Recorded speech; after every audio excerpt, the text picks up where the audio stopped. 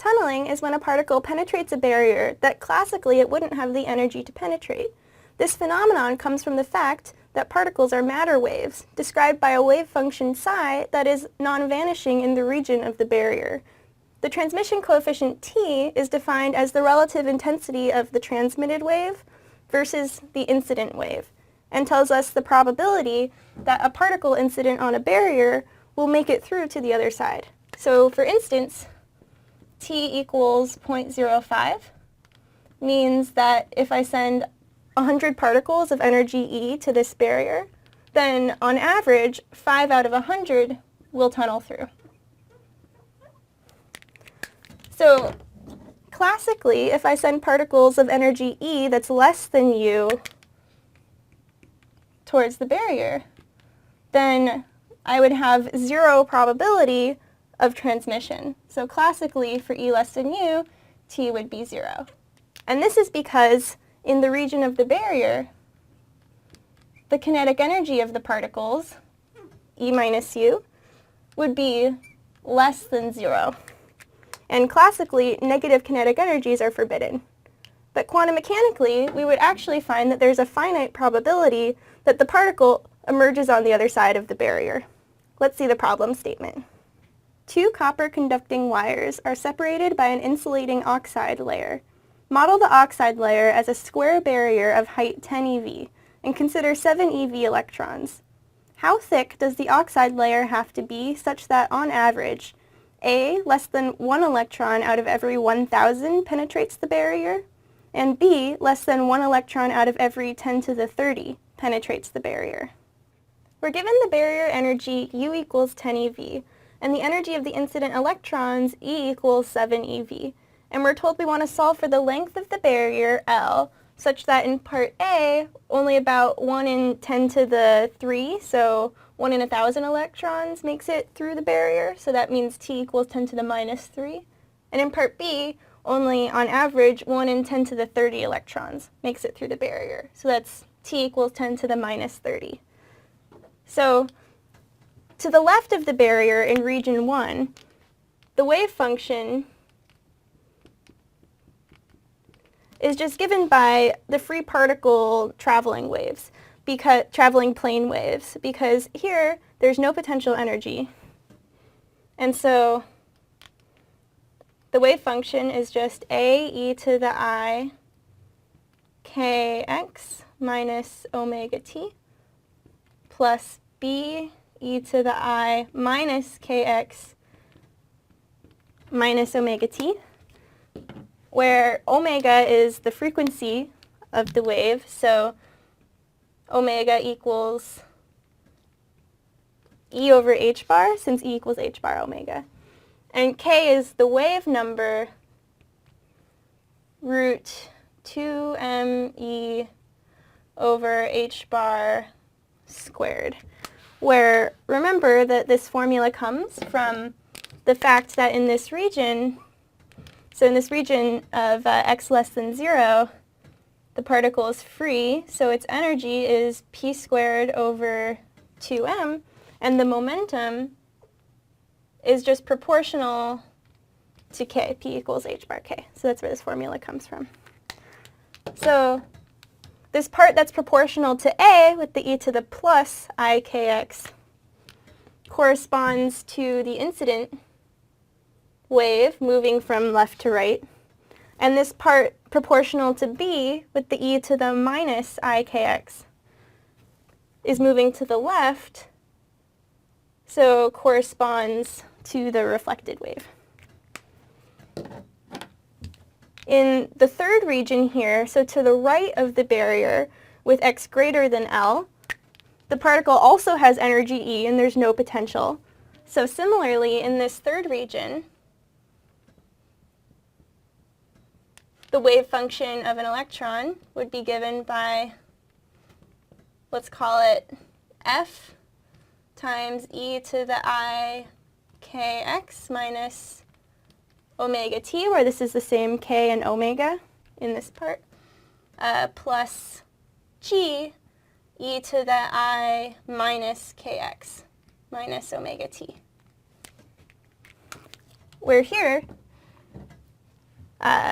this term that's proportional to f is moving to the right. So that term, that piece proportional to f, corresponds to the transmitted wave.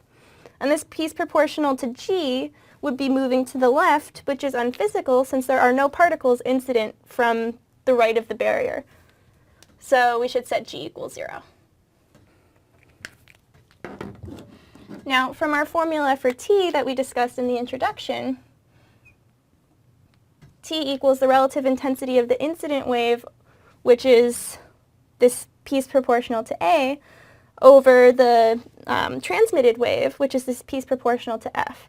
And so if I take this piece star or this piece over this piece star this piece, the phase factors are just going to cancel out, and all I'm going to be left with is t equals f star f, this coefficient f, which we haven't determined yet, over a star a, where the star means complex conjugation.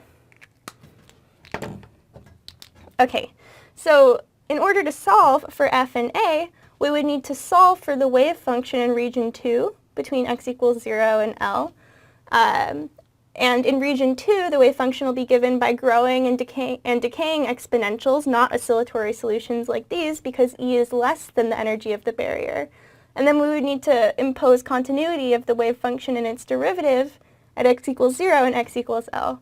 Now these steps are described in some detail in your book, and the final equation for t that's given in your book is, I'm going to write here, t equals 1 plus 1 over 4 u squared over e u minus e times sinh squared alpha L, and all of this to the minus 1, so t equals 1 over this expression, where alpha is the wave number in this region 2, which is square root of 2m u minus e over h bar squared. So since this is derived in some detail in your book, I'm not going through the steps here. I'm going to write the final equation, but I go through these steps in the attached PDF, so you can reference the attached PDF for more details. Okay, so we're almost there. We're given t and want to solve for L. So we need to solve for L in this equation here, which is just a little bit of algebra. So again, see the attached PDF for the details of that algebra. And in the end, we'll find L equals 1 over alpha sinh inverse, that's hyperbolic sine, of 4e u minus e over u squared times 1 over t minus 1, and this whole argument is square rooted. Okay, so this is a bit of a complicated formula. Let's note that alpha goes like square root of m, the mass of the incident particle. So for fixed t, as the mass of the particle for some energy, with some energy E gets larger, then L gets smaller, which means that I need a smaller barrier to keep out the same number of electrons from tunneling through for electrons of bigger masses. So the quantum tunneling effect is going to be less significant for larger particles, which is exactly what I would expect. Okay, so finally let's plug in the numbers here. So I can plug in the mass, U, E, and H bar. And then for part A, I'll find I need L equals 0.5 nanometers. And for part B, I'd find L equals 4.0 nanometers. So that only, on average, 1 in 1,000 electrons tunnels through the barrier. I need a barrier of length 0.5 nanometers. But for only 1 in 10 to the 30 electrons to, on average, tunnel through the barrier, I only need the barrier to be 8 times as big, 4 nanometers. So what's the conclusion? Reducing the thickness of the barrier by only a factor of 8, so by less than an order of magnitude, increases the likelihood that an electron increases the likelihood that an electron will tunnel through by a factor of 10 to the 27. So it actually makes a huge difference on whether or not we'll see the quantum tunneling effect.